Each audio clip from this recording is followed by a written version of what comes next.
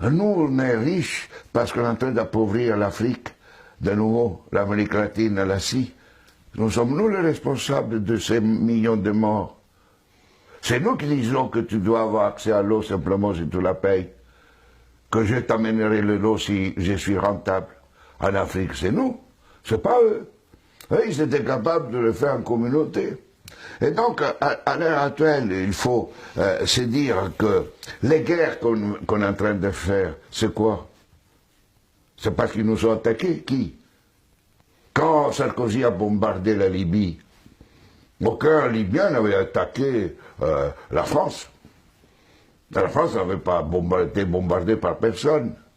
Et nous, et quand les Américains ont bombardé Bagdad ou l'Irak, parce que c'était l'ennemi du mal, tous ces millions qui sont morts, et tous ces millions de réfugiés syriens, irakiens, etc., c'est qui eux, ils ont voulu. Et nous, on a le courage après de dire, je vais t'aider pour rester chez toi. Hein? Alors qu'on les a créé des conditions pour qu'ils doivent fuir. Et nous, on va dire hypocritement à cette Europe qui hypocritement donne 6 milliards à la Turquie, 2 milliards aux Libyens pour pouvoir tenir les gens qui viennent d'Afrique, où on est en train d'alimenter, nous, les guerres.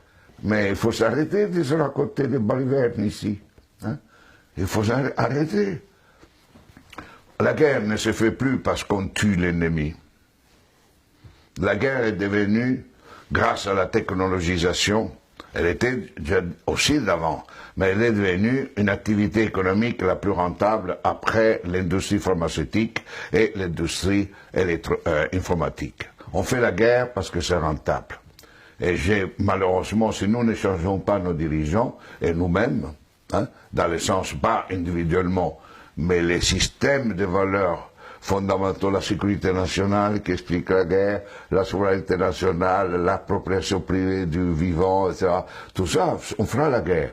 On fera la guerre, pourquoi? Parce que pour cela, deviendra une activité de plus en plus rentable.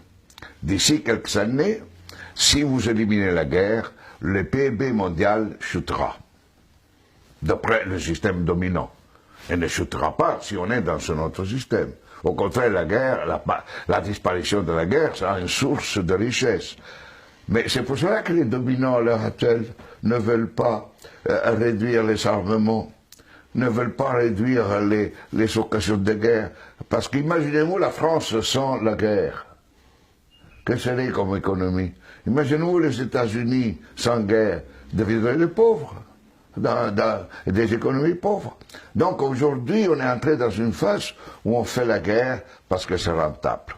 Et vous n'aurez aucun dirigeant actuel du monde qui arrêtera la guerre.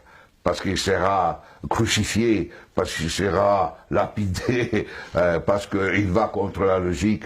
La guerre fait augmenter le PIB mondial. La guerre permet la croissance économique. Et on suppose que si on fait la guerre, on augmente la création d'emplois chez nous, non?